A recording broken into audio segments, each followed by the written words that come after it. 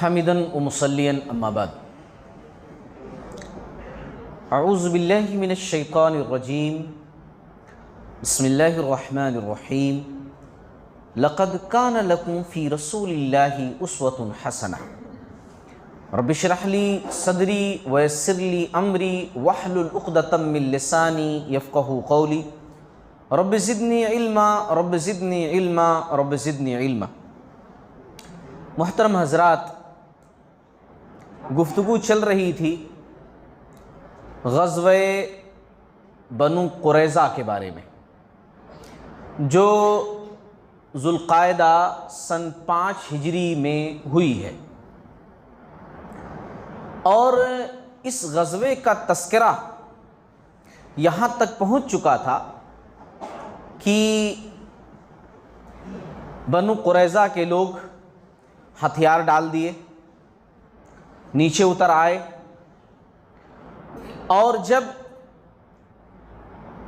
اوس قبیلے کے لوگ رسول اللہ صلی اللہ علیہ وسلم کے پاس آئے سفارش لے کر کے کہ یا رسول اللہ صلی اللہ علیہ وسلم، پہلے ہم جب مسلمان نہیں ہوئے تھے، صرف مدینہ کے اندر رہتے تھے، تو یہ ہمارے حلیف تھے، ہم لوگ مل کر کے رہتے تھے اور جنگوں میں ہمارا عہد و پیمان تھا، تو آپ جو ہے ان کے ساتھ نرمی برتیے، ہم سفارش کرتے ہیں۔ ان کی غلطی تو بہت بڑی ہے، انہوں نے غداری کی ہے، اپنے ملک کے ساتھ جو ہے وہ بہت بڑا دھوکے والا کام کیا ہے۔ مدینہ کے اوپر دشمن اٹیک کرنے کے لیے آیا، ہم سب کو مل کر کے مدینہ کی حفاظت کرنی تھی، لیکن انہوں نے دشمن کا ساتھ دیا، یعنی اپنے ہی وطن کے ساتھ انہوں نے غداری کی ہے، جس کی سزا موت ہے۔ اور آج بھی اس دور میں بھی اس کی سزا کیا ہے؟ موت ہی ہے۔ دیش دروہی کی سزا موت ہی ہے، اس وقت بھی یہی تھی۔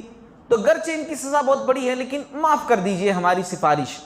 تو آپ صلی اللہ علیہ وسلم نے اس موقع پر کہا تھا کہ دیکھو چلو ٹھیک ہے، میں فیصلہ نہ کروں، تمہارے سردار سعد بن معاذ رضی اللہ تعالیٰ عنہ ہیں، اگر میں یہ بات ان کے حوالے کر دوں اور وہ تو اس بات کا فیصلہ کریں تو منظور ہے نہ مانو گے؟ سب نے کہا بہت خوشی کی بات ہے، وہ ہمارے سردار ہیں ہمارے قبیلے کے، ضرور۔ اب سعد بن معاذ رضی اللہ تعالیٰ عنہ زخمی تھے، غزوہ خندق میں تیر لگا تھا اور گہرا زخم تھا، رگیں کٹ گئی تھیں۔ اس وقت دعا کی تھی سعد بن معاذ رضی اللہ تعالیٰ عنہ نے کہ اللہ تعالیٰ اگر جنگ ابھی باقی ہے، یہ سب دشمنوں کا فیصلہ بھی باقی ہے، تو مجھے زندہ رکھ، اور اگر نہیں سب کچھ ہو چکا ہے تو پھر مجھے اٹھا لے، ورنہ اس بہتے ہوئے خون کو روک دے، میری زندگی بھی اللہ تعالیٰ تو روک دے۔ تو اللہ تعالیٰ نے قبول فرمایا، ان کا خون بہنا بند ہو گیا، لیکن پھر بھی وہ زخمیوں کے کیمپ میں تھے۔ مسجد نبوی کے اندر آپ صلی اللہ علیہ وسلم نے خیمہ لگوا دیا تھا زخمیوں کا، اس کے اندر ان کا ٹریٹمنٹ چل رہا تھا۔ جب یہ بات ہوئی تو ان کو بلایا گیا، یہ آئے، اور اس کے بعد فیصلہ سنانے سے پہلے انہوں نے تمام لوگوں کی رائے جانی کہ بھائی میں فیصلہ کروں گا مانو گے نا، میں فیصلہ کروں گا مانو گے نا۔ یہاں تک کہ رسول اللہ صلی اللہ علیہ وسلم سے بھی انہوں نے ایک طریقے سے پوچھ لیا کہ اگر میں فیصلہ جو بھی کروں وہ سب تسلیم کریں گے نا؟ آپ صلی اللہ علیہ وسلم ایک طرف بیٹھے ہوئے تھے، انہوں نے اشارہ صرف اس طرف کیا، لیکن ادباً چہرہ دوسری طرف رکھا اور کہا کہ یہاں جتنے لوگ موجود ہیں اگر میں فیصلہ کروں تو کیا سب تسلیم کریں گے نا، سب مانیں گے نا؟ آپ صلی اللہ علیہ وسلم سمجھ گئے کہ یہ میرے تعلق سے پوچھنا چاہتے ہیں۔ آپ صلی اللہ علیہ وسلم نے کہا سعد، میں بھی تمہارا فیصلہ مانوں گا، تم جو فیصلہ کرو گے میں بھی اس کو تسلیم کروں گا۔ اب تمام لوگوں کی نگاہیں بھی اور کان بھی لگے ہوئے تھے فیصلے کی طرف کہ کیا فیصلہ سنائیں گے، کیونکہ ظاہر سی بات ہے 700 لوگوں کی زندگیوں کا سوال تھا، کوئی ایک دو کی بات نہیں تھی، یعنی 700 لوگوں کو سزا سنانی تھی۔ چھوڑیں گے یا سزا سنائیں گے؟ 700 لوگ، جرم تو بہت بڑا تھا، اور حالات بھی ایسے تھے کہ معافی کے قابل وہ حالات نہیں تھے، کیونکہ اگر ایسے موقع پر معاف کر دیا جائے نا تو پھر آپ ملک کا نظام نہیں سنبھال سکتے ہیں۔ میں نے اس سے پہلے بھی مثال دی تھی اور آج پھر کہتا ہوں کہ کہیں کہیں سخت فیصلہ ضروری ہوتا ہے۔ آج جس طریقے سے ہم آئے دن اخبارات کے اندر پڑھتے ہیں، ابھی بھی ڈیلی ہنٹ پر جو ہے میں نے نیوز پڑھی، 8 سال کی بچی کی عصمت ریزی کی ہے، 8 سال کی بچی۔ یہ واقعات کیوں نہیں تھم رہے ہیں؟ روزانہ ہر ہفتے یہ واقعات کیوں آ رہے ہیں؟ کیوں؟ کیونکہ ان کے خلاف سخت قوانین لاگو نہیں کیے جاتے، پکڑتے ہیں چھوڑ دیے جاتے ہیں، آئے دن یہ واقعات ہوتے رہتے ہیں۔ اگر ایسا ہو کہ پکڑے جائیں، فیصلہ سنایا جائے اور فوراً حتمی فیصلہ ختم کر دیا جائے تو پھر یہ واقعات تبھی رک سکتے ہیں، ہے نا، تبھی یہ واقعات جو ہے رک سکتے ہیں۔ اگر بکریوں کو بچانا ہے تو پھر بھیڑیوں کو مارنا پڑے گا، آپ بھیڑیا آ رہا ہے اب اس کو چھوڑ دے رہے ہیں تو اگلے دن پھر آ کر بکریوں کو کھائے گا۔ اگر ان 100 بکریوں کو بچانا ہے تو اس ایک بھیڑیے کو مارنا پڑے گا، اور یہی اصول ہے اور یہی انصاف ہے۔ تو اس وقت حتمی فیصلہ ضروری تھا، نرمی جو ہے وہاں پر بہت نقصان دہ ثابت ہو سکتی تھی، اسی لیے سعد رضی اللہ تعالیٰ عنہ نے اپنا فیصلہ سنایا۔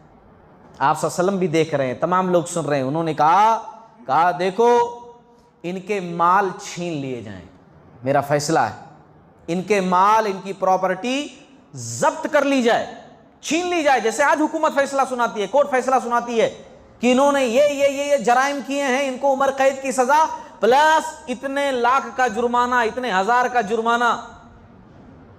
ایسے ہی کہا سعد رضی اللہ تعالیٰ عنہ نے ان کے مال چھین لیے جائے، ان کی پراپرٹی تمام کی تمام ضبط کر لی جائے، ان کے تمام سپاہیوں کو جو لڑنے والے ہیں، جتنے فوجی ہیں، تمام کا سر قلم کر دیا جائے، تمام فوجیوں کو ختم کر دیا جائے، عورتوں اور بچوں کو ان سے الگ کر دیا جائے، عورتوں بچوں کو کچھ کہا نہیں جائے، ان کو نہیں مارا جائے، کیونکہ اسلام کا قانون ہے عورتوں بچوں کو نہیں مارا جاتا، ان کو الگ کر دیا جائے، لیکن سپاہیوں کو جو فوجی ہیں، سولجر ہیں، ان کو ختم کر دیا جائے۔ یہ سخت جب فیصلہ سنایا آپ صلی اللہ علیہ وسلم نے فرمایا، اسی وقت کہا سعد تم نے وہ فیصلہ سنایا ہے جو عرش والے کی مرضی تھی، اے سعد تم نے وہ فیصلہ سنایا ہے جو عرش والا سنانا چاہتا تھا، عرش والے کی مرضی تھی، یعنی اللہ کا بھی فیصلہ یہی تھا ان کے حق میں۔ اور اچھا یہاں ایک پوائنٹ کی بات میں بتاؤں، بنو قریظہ کے لوگوں نے یہ آواز نہیں اٹھائی کہ میرے ساتھ ظلم ہوا، ناانصافی ہوئی ہے، آپ نے غلط فیصلہ دیا ہے، نہیں، کیونکہ ان کو بھی پتا تھا کہ جس جرم کا ارتکاب انہوں نے کیا ہے اس کی سزا صرف اور صرف موت ہے، اور خود تورات کے اندر بھی یہی سزا لکھی ہوئی ہے۔ وہ چلو قرآن کو نہیں مانتے تھے لیکن تورات کو تو مانتے تھے نا، جو موسیٰ علیہ السلام کو دی گئی تھی، تورات کے اندر بھی ان کے اس جرم کی سزا یہی تھی، اسی لیے وہ سب یہی بولے کہ ہاں یہ فیصلہ جو ہمارے حق میں ہوا، ہمارے مقدر میں لکھ دیا گیا تھا، ہم نے غلطی کی تھی، اس کی سزا یہی ہے، اس کی سزا یہی ہے۔ بنو قریظہ کے لوگوں نے تسلیم کیا، کیونکہ تورات کے اندر یہ بات لکھی ہوئی کتاب مقدس کے اندر کہ جو قوم صلح اور امن کو ختم کرے اسے ختم ہو جانا چاہیے، یہ تورات کا فیصلہ ہے۔ اور انہوں نے کیا کیا تھا؟ صلح کو توڑا تھا، انہوں نے معاہدے کو توڑا تھا، زبان کی پاسداری نہیں کی تھی، دھوکہ دیا تھا انہوں نے، غداری کی تھی انہوں نے، اور اس کی سزا یہی تھی۔ ہاں منافقین تھے، منافقین جو ایسے لوگوں کو استعمال کرتے تھے، اب جب ختم کر دیے جائیں گے تو کس کو استعمال کریں گے، کچھ نیا ڈھونڈنا پڑے گا، تو وہ لوگ بڑے ناراض تھے منافقین۔ وہ لوگ کہہ رہے تھے نہیں اندر ہی اندر، نہیں بہت غلط فیصلہ ہوا، اتنا سخت فیصلہ، چلو ہو گئی غلطی مگر اتنا سخت فیصلہ سنا دیے، ایسا کر دیے ایسا کر دیے، یہ منافقین تھی۔ مومن جو ہوتا ہے نا، اگر کچھ بولتا بھی ہے نا تو وہ آمنے سامنے بول دیتا ہے، ٹھیک۔ منافق جو ہوتا ہے نا وہ لگاتا رہتا ہے ایسا، ادھر سے ادھر، ادھر سے ادھر، ادھر سے ادھر، اندر ہی اندر آگ بھڑکاتا رہتا منافق۔ تو یہ منافق اندر ہی اندر کر رہے تھے۔ بہرحال فیصلہ سنا دیا گیا، اور جب سعد رضی اللہ تعالیٰ نے فیصلہ سنا دیا تو ان کو دوبارہ جو ہے ان کے مقام پر پہنچا دیا گیا، دوبارہ اسی خیمے میں پہنچا دیا گیا جہاں ان کا علاج چل رہا تھا، کیونکہ یہ کافی بیمار تھے، کافی زخمی تھے۔ اب باری باری کر کے فیصلہ نافذ کیا گیا، تمام لوگوں کو سزائیں دی گئیں، عورتوں بچوں کو الگ کیا گیا، مال پراپرٹی ان کے ضبط کر لیے گئے، اور سب کو ختم کیا گیا۔ کچھ واقعات ملتے ہیں سیرت کے اندر، میں اس لیے ان واقعات کو سنا رہا ہوں، حالانکہ ضروری نہیں ان واقعات کو سنانا، لیکن اس لیے سنا رہا ہوں کہ آپ دیکھو یہودی قوم کیسی ہے، ان کی سوچ آپ کو پتہ چلے گی کہ یہودی کیسی قوم ہے۔ اب کعب بن اسد جو بنو قریظہ کا سردار تھا، جب اس کو لایا گیا اور سزا دینے سے پہلے اس کا جملہ سنو، اس نے رسول اللہ صلی اللہ علیہ وسلم سے کہا کہ اگر مجھے یہود اس بات کی عار نہ دلاتے کہ میں تلوار کے ڈر کی وجہ سے جو ہے آپ کو تسلیم کیا ہوں، تو آج میں آپ کو تسلیم کر لیتا، آج میں آپ کو مان لیتا نبی، آج میں آپ کو رسول مان لیتا، کیونکہ وہ دل سے جانتا تھا کہ آپ رسول اللہ ہیں۔ لیکن اگر میں آج مان لیا تو میری قوم کیا کہے گی کہ کعب بن اسد ڈر کی وجہ سے جان بچانے کے لیے اس نے اسلام قبول کیا ہے۔ اسی لیے وہ لوگ اس مائنڈ کے تھے، ایسی سوچ کے تھے، اور پہلے عربوں کی حالت یہی تھی، ایسی سوچتے تھے اپنے بارے میں کہ مر جانا مگر اپنی شان کے خلاف کچھ نہیں ہونا، اپنے باپ دادا کے تعلق سے کوئی کچھ نہیں بولنا، ہے نا۔ تو یہ ان کی بات تھی۔ جیسے آپ لوگوں کو یاد ہوگا جنگ بدر کے موقع پر میں نے بتایا تھا، ابو جہل بھی جانتا تھا، 100% جانتا تھا، کوئی شک نہیں اس کے جاننے میں کہ یہ رسول اللہ ہیں صلی اللہ علیہ وسلم۔ وہ یہ جانتا تھا کہ آپ صلی اللہ علیہ وسلم برحق ہیں، سچے ہیں، جھوٹے نہیں ہیں، آپ نبی ہیں، اس بات کو جانتے ہوئے بھی اس نے تسلیم نہیں کیا۔ جانتے ہیں کیوں؟ کیونکہ گرچہ وہ آپ صلی اللہ علیہ وسلم کے خاندان کا تھا، دور کا ایک چچا کا رشتہ آتا تھا اس کا، لیکن ابو جہل نے اس لیے تسلیم نہیں کیا کیونکہ وہ خاندانی غیرت، کہ وہ دادوں کے لحاظ سے ایک ہی خاندان تھے، ہے نا، دادوں کے لحاظ سے، دادا کے لحاظ سے ایک ہی خاندان تھے، تو وہ کمپٹیشن چلتا رہتا تھا۔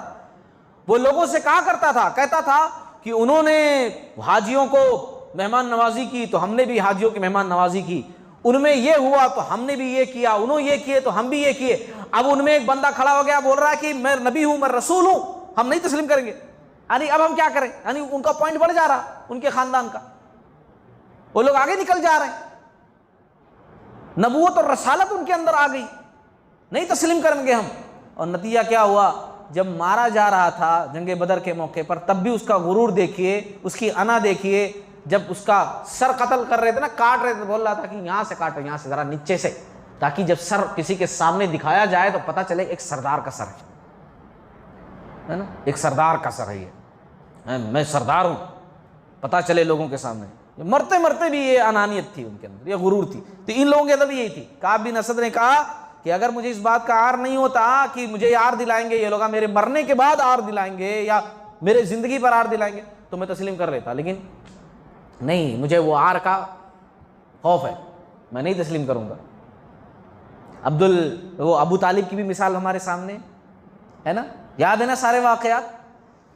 ابو طالب کی مثال بھی ہمارے سامنے، کیا وہ نہیں جانتے تھے کہ میرا بھتیجا سچ پر ہے، حق پر ہے؟ ساتھ دیے اتنے مواقع پر، مگر پھر بھی کلمہ نہیں پڑھے، نہیں تسلیم کیے۔ لاسٹ میں یہی الفاظ بول کر کے دنیا سے رخصت ہو گئے، باپ دادا کے دین پر۔ کیوں؟ جاتے جاتے لوگ یہ نہ کہیں کہ ابو طالب گیا تو گیا مگر اپنے باپ دادا کا دین چھوڑ دیا، اسلام تسلیم نہیں کیے، سب کچھ جانتے ہوئے بھی۔ تو یہ لوگ بھی اسی فطرت کے تھے۔ حوی بن اخطب جو ہے، یہ جب آیا نا تو بہت اچھا لباس پہن کر کے آیا۔ حوی بن اخطب یہ بڑا شیطان تھا، یہ ساری کارستانی جو ہوئی تھی نا، یہ پورا ماسٹر مائنڈ یہی تھا حوی بن اخطب۔ حالت تھا بنو نذیر کا، بنو نذیر کو جب مدینہ سے نکالا گیا ہے نا، تو خیبر میں جا کر کے پورے آباد ہو گئے، اور وہاں سے اس نے چال چلی مکہ والوں کو اور دوسرے لوگوں کو ملا کر کے، وہ اتنے سارے بڑے لشکر کو لے کر چلا گیا مدینہ پر اٹیک کرنے کے لیے۔ غزوہ خندق کی لڑائی اس کی وجہ سے ہوئی، اور پھر بنو قریظہ نے غداری اس کی وجہ سے کی، انہوں ہی جا کر بھڑکایا، اسی وجہ سے بنو قریظہ نے غداری کی۔ تو اسی لیے یہ بھی مرنے کے لیے آیا کہ نہیں، میں چھوڑ کر کے نہیں جاؤں گا، میں نے وعدہ کیا تھا۔ بہت اچھا لباس پہن کر کے آیا، مالدار تو تھا ہی، بہت اچھا لباس پہن کے، مگر اب دیکھیے اس کی کارستانی، ہنسی بھی آتی ہے، افسوس بھی ہوتا ہے ایسے لوگوں پر۔ کپڑے کو جگہ جگہ سے پھاڑا ہوا تھا، ایسا لباس ایک دم عمدہ، اس وقت کا سب سے بہترین لباس جو مالدار لوگ پہنتے ہیں، لیکن جگہ جگہ سے پھاڑے ہوئے۔ جانتے ہیں کیوں؟ جان بوجھ کر پھاڑا ہوا تھا کہیں کو، تاکہ یہ لباس مسلمان بعد میں استعمال نہ کر سکیں۔ اتنا ضد کہ میرے قتل کے بعد یہ جو مال ہے، مال غنیمت کے طور پر جو ہے، کہیں ایسا نہ ہو کہ کسی کو دے دیا جائے کہ یہ لباس بہت اچھا ہے، تم پہنو، ہے نا، تاکہ یہ پہلے سے پھاڑ کر کے رکھو، ہے نہیں۔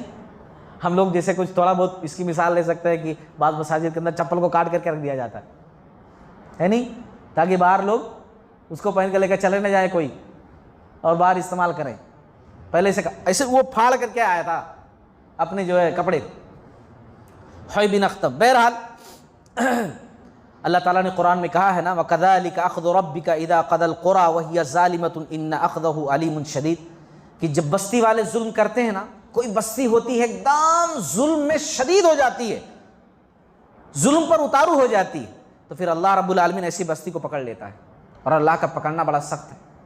اللہ تعالیٰ نے بنو قریظہ نے جو غلطی کی اللہ نے پکڑا، اور زبردست طریقے سے پکڑا کہ تمام کے تمام نیست و نابود کر دیے گئے۔ یہ بھی اللہ کے عذاب کا ایک طریقہ ہے، تمام مرد قتل کر دیے گئے۔ ہاں، عورتوں میں صرف ایک عورت کو قتل کیا گیا، اور کس وجہ سے؟ کیونکہ القتل بالقتل، قتل کے بدلے قتل، اس نے ایک مسلمان کو قتل کیا تھا اس جنگ کے اندر، بنو قریظہ والی جنگ میں، اس کی وجہ سے اس کو قتل کیا گیا، اس کی سزا میں اس کو قتل کیا گیا، ورنہ اسلام عورتوں کو قتل نہیں کرتا، جنگوں کے اندر بھی تمام عورتوں کو چھوڑ دیا گیا، مگر اس کو قتل کیا گیا کیونکہ یہ خود چاہتی تھی مجھے قتل کیا جائے، اور جس کی وجہ سے جان بوجھ کر کے اس نے جو ہے ایک مسلمان کو شہید کیا۔ اس کا واقعہ جو ہے سیرت کے اندر ہے، اور بڑا دلچسپ واقعہ ہے۔ ہم ایسا سنتے ہیں نا واقعات، پڑھتے ہیں واقعات، تو پتہ چلتا ہے ایک سے ایک دنیا میں پڑے ہوئے تھے، آج بھی ہیں کل بھی رہیں گے ایسے لوگ، ہے نا۔ یہ اس کا نام جو تھا نا وہ نباتا نام تھا، نباتا اس بندی کا نام تھا، اور اس کے شوہر کا نام حسن قرظی تھا، بنو قریظہ کا تھا قرظی، حسن قرظی۔ اچھا، دونوں کی شادی ہوئی تھی، دونوں میں آپس میں بڑی محبت تھی۔ اب ایسے وقت میں مسلمان جب قلعے کا گھیراؤ کیے تو یہ کہنے لگی میں آپ سے بڑی محبت کرتی ہوں، اپنے شوہر سے بولی۔ یہ تو اچھی بات ہے، چلو ٹھیک ہے۔ شوہر نے بھی کہا کہ میں تم سے بڑی محبت کرتا ہوں، یہ بھی اچھی بات ہے، تو ٹھیک ہے۔ تو شوہر نے کہا کہ دیکھو ہم لوگوں نے غلطی کی ہے، سزا تو ملے گی، میں تو ختم کر دیا جاؤں گا، اب تم باقی بچو گی، میرے بغیر کیا کرو گی؟ تو اس نے کہا نہیں، میں آپ کے ساتھ ہی مرنا چاہتی ہوں، مجھے بھی آپ کے ساتھ ہی جانا ہے نا، مجھے بھی آپ کے ساتھ جانا۔